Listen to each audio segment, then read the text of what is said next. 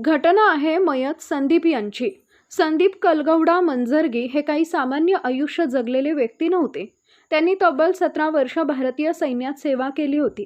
देशाची सेवा केल्यानंतर साधारण 3 वर्षापूर्वी ते आपल्या मूळ गावी हुक्केरी तालुक्यातील घोडगेरी इथं परतले होते। जवळपास 20 वर्षांपूर्वी त्यांचा सुमा नावाच्या महिलेशी विवाह झाला होता। कुटुंब, घर आणि गावातील आयुष्य अशा नेहमीच्या पद्धतीने त्यांचं जीवन सुरू होतं। बाहेरून पाहिलं तर या कुटुंबाच्या आयुष्यात कोणतीही मोठी समस्या असल्याचं दिसत नव्हतं। संदीप आपलं आयुष्य जगत होते, कुटुंबाची जबाबदारी सांभाळत होते, पण याच काळात त्यांच्या आयुष्यात एक अशी व्यक्ती आली जिच्यावर त्यांनी विश्वास ठेवला। सुरुवातीला ही फक्त ओळख होती, नंतर मैत्री झाली आणि पुढे हेच मैत्री संदीप यांच्या आयुष्यातील सर्वात मोठ्या संकटाचं कारण ठरणार होती। या व्यक्तीचं नाव होतं पुंडलिक डोंबर। काही वृत्तांतामध्ये त्यांचं नाव पुंडलिक डोंगर असंही नमूद करण्यात आलं आहे। संदीप आणि पुंडलिक यांची ओळख वाढत गेली। पुंडलिकच्या संदीप यांच्या कुटुंबियांशी संपर्क वाढला आणि घरात येणं जाणंही वाढलं। उपलब्ध वृत्तांतानुसार पुंडलिकचा संदीप यांचा व्यवसायाशी संबंध आला होता आणि नंतर तो त्यांच्या कुटुंबासाठी चालक म्हणून काम करत असल्याचं नमूद करण्यात आलं आहे। म्हणजेच तो घरासाठी संपूर्ण अनोळखी व्यक्ती राहिलेला नव्हता। घरातील लोकांना परिचित असलेली व्यक्ती हळूहळू कुटुंबाच्या जवळ आली होती आणि याच जवळीकीच्या आडून पुढे एक असं नातं तयार झाल्याचा पोलिसांचा आरोप आहे, ज्याची कल्पना स्वतः संदीप यांनाही नव्हती। वेळ जसं पुढे गेला तसं संदीप यांची पत्नी सुमा आणि पुंडलिक यांच्यात जवळीक वाढल्याचा आरोप तपासात समोर आला। दोघांमध्ये लग्नाबाहेरील संबंध निर्माण झाले आणि ते एकमेकांच्या संपर्कात राहू लागले, असं पोलीस तपासातील माहितीनुसार सांगण्यात आलं आहे। मात्र या नात्याची कल्पना संदीप यांना होती की नाही हा त्यावेळी सर्वात मोठा प्रश्न होता। कारण एका बाजूला संदीप आपल्या संसारात सर्व काही सुरळीत असल्याचं समजून जगत होते, तर दुसऱ्या बाजूला त्यांच्या घराच्या चौकटीतच एक वेगळं नातं आकार घेत होतं। आणि पुढे या नात्याला केवळ प्रेमाचा रंग राहिला नाही, कारण या कथेत आता पैसा येणार होता, असा पैसा ज्याची रक्कम ऐकून कोणाच्याही डोळ्यासमोर लालच उभा राहू शकतो। संदीप यांच्या नावावर सुमारे 2 कोटी रुपयांच्या विम्याची रक्कम असल्याची माहिती सुमा आणि पुंडलिक यांना मिळाल्याचा तपासात संशय व्यक्त करण्यात आला।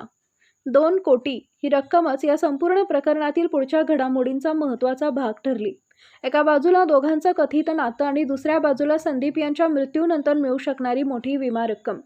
पोलिसांच्या म्हणण्यानुसार यानंतर संदीप हे या दोघांच्या आयुष्यातील अडथळा असल्याचा विचार पुढे आला। मात्र हे फक्त बोलण्यापुरतं राहिलं नाही, तर संदीप यांना कायमचं दूर करण्याचा कट रचल्याचा आरोप आहे आणि या कटासाठी त्यांना अशा ठिकाणाची गरज होती जिथं मृत्यू झाला तरी तो नैसर्गिक आणि अपघाती वाटू शकेल। योगायोग असा की काही दिवसातच त्यांना तशी संधी मिळाली। 13 मार्च 2026 हा दिवस संदीप यांच्या आयुष्यातील शेवटच्या काही दिवसांची सुरुवात ठरला। त्या दिवशी दुचाकीवरून जात असताना संदीप यांचा रस्ते अपघात झाला। उपलब्ध वृत्तानुसार अपघातांना किरकोळ दुखापत झाली नव्हती। सुरुवातीला हा अपघात जीवघेणा वाटत नव्हता। त्यांना उपचारासाठी रुग्णालयात नेण्यात आलं। कुटुंबियांच्या मनातही एकच अपेक्षा होती, उपचार होतील आणि संदीप पुन्हा घरी परततील। पण नियतीनं काही वेगळंच ठरवलं होतं। संदीप रुग्णालयात दाखल झाले आणि त्यानंतर त्यांच्या उपचाराभोवती अशा काही घटना घडल्या ज्याचा खरा अर्थ अनेक आठवड्यांपर्यंत कुणालाही समजला नाही। बाहेरून सगळं उपचारासारखं दिसत होतं, डॉक्टर, रुग्णालय, औषध आणि सलाईन, पण याच सलाईनशी संबंधित एक गंभीर आरोप नंतर तपासात समोर आला।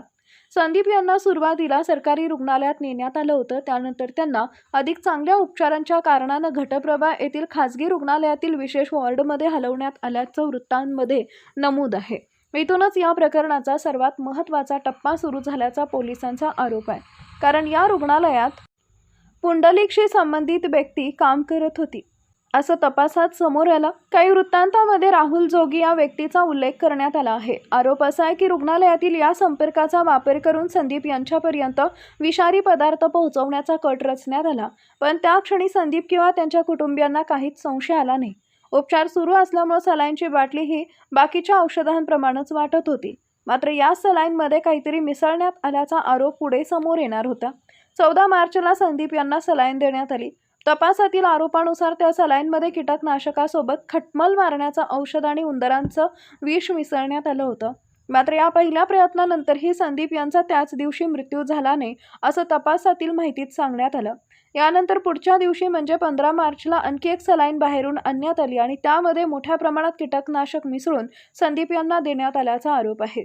ही सलाईन लागल्यानंतर संदीप यांची प्रकृती बिघडली आणि काही वेळातच त्यांचा मृत्यू झाला असं तपासात समोर आलं. त्या क्षणी आजूबाजूला असलेल्या लोकांना हा मृत्यू अपघातानंतर झालेला वाटत होता, पण तपास यंत्रणांच्या म्हणण्यानुसार प्रत्यक्षात त्या क्षणी एका माजी सैनिकाच्या आयुष्याचा शेवट करण्याचा कट पूर्ण झाला होता. संदीप यांचा मृत्यू झाल्यानंतरही या प्रकरणात लगेच खुनाचा संशय निर्माण झाला नाही. सुरुवातीच्या माहितीनुसार मृत्यूचं कारण कार्डियक अरेस्ट किंवा नैसर्गिक मृत्यूच्या दिशेनं गेला. कायदेशीर प्रक्रिया पूर्ण करण्यात आली आणि संदीप यांचा मृतदेह कुटुंबियांच्या ताब्यात देण्यात आला. त्यानंतर त्यांच्या गावात मृतदेह दफन करण्यात आला. विचार करा, ज्या व्यक्तीनं आयुष्याची 17 वर्ष देशाच्या सेवेत घालवली त्याच्या मृत्यूमागे काहीतरी वेगळं कारण आहे याची कल्पनाही कुटुंबियांना त्यावेळी नव्हती. सर्वांना वाटत होतं की अपघात झाला, उपचार झाले आणि दुर्दैवानं संदीप गेले. प्रकरण जवळपास संपल्यासारखं दिसत होतं, पण प्रत्यक्षात संदीप यांचं शरीर जमिनीत दफन झालं होतं आणि त्यांच्यासोबत या मृत्यूचं खरं रहस्यही जमिनीत दफन झालं होतं. आता या कथेतला सर्वात विचित्र भाग समोर येतो, कारण ज्यांनी हा प्रकार केल्याचा आरोप आहे त्यांना प्रकरण कायमचं बंद झालं असं वाटत होतं.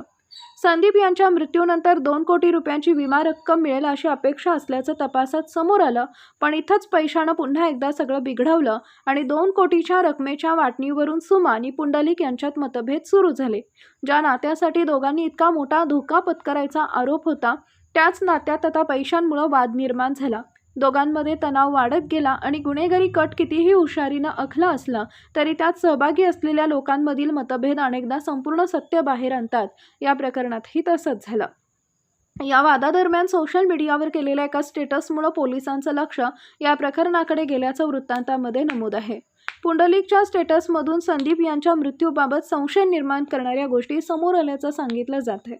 पोलिसांना काहीतरी गडबड असल्याचा संशय आला. त्यानंतर सुमा आणि पुंडलिक यांची पुन्हा चौकशी करण्यात आली. प्रश्न वाढत गेले तसं उत्तरांमध्ये विसंगती दिसू लागल्याचा पोलिसांचा दावा आहे.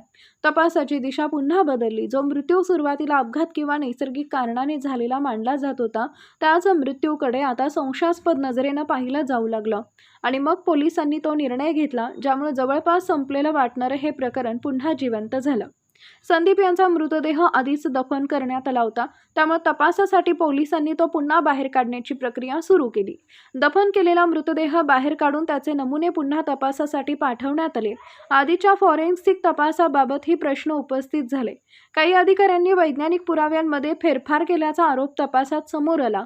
नव्या तपासासाठी नमुने आणि फॉरेन्सिक निष्कर्ष पुन्हा तपासण्यात आले. त्यानंतर संदीप यांच्या मृत्यूमागे विषारी पदार्थाचा संबंध असल्याचा दावा तपास यंत्रणेकडून करण्यात आला.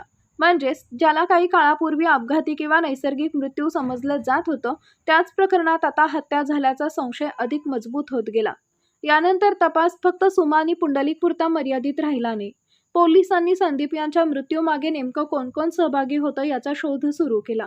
तपासात फॉरेन्सिक प्रक्रियेशी संबंधित व्यक्ती आणि इतर काही लोकांची भूमिका समोर आल्याचा आरोप करण्यात आला. बेळगाव लाईव्हच्या वृत्तानुसार सुमा आणि पुंडलिकसह एकूण 9 जणांना अटक करण्यात आली होती. यामध्ये RMP doctor Basavaraj Bhasme, Belgaum police आयुक्तालयातील FDA Ashok गुजनाळ आणि फॉरेन्सिकशी संबंधित अधिकाऱ्यांचाही समावेश असल्याचं वृत्त आहे. मात्र या सर्वांवरील आरोप हे तपासाचा भाग असून न्यायालयीन प्रक्रियेत त्यांची अंतिम दोषसिद्धी अद्याप वेगळी बाब आहे. या प्रकरणामुळं आणखी मोठं रूप घेतलं, कारण आता फक्त प्रश्न एका माजी सैनिकाच्या मृत्यूचा नव्हता, तर तो मृत्यू लपवण्यासाठी आणखी किती लोकांनी मदत केली हा प्रश्नही समोर आला होता.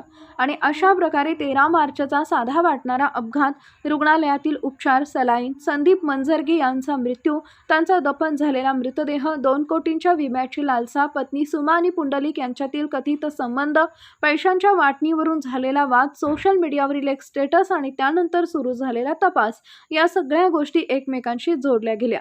पोलिसांच्या आरोपानुसार संदीप यांना रस्ते अपघातात झालेल्या किरकोळ दुखापतीनंतर रुग्णालयात दाखल करण्यात आला आणि तिथंच त्यांच्या हत्येचा कट रचला गेला. पण हा कट जवळपास काही काळ लपून राहिला. शेवटी पैशांवरून झालेल्या वादामुळे त्यातील धागेदोरे आले आणि दफन केलेलं रहस्य पुन्हा उकरून काढावं लागलं. आज या प्रकरणात पत्नी सुमा, तिचा कथित प्रियकर पुंडलिक आणि इतर आरोपींविरुद्ध तपास सुरू आहे. एक माजी सैनिक ज्यानं 17 वर्ष देशाची सेवा केली, त्याचा मृत्यू अपघात होता की नियोजित हत्या हा प्रश्न तपासातून समोर आला आणि त्यानंतर संपूर्ण प्रकरणानं बेळगावमध्ये खळबळ उडवून दिली.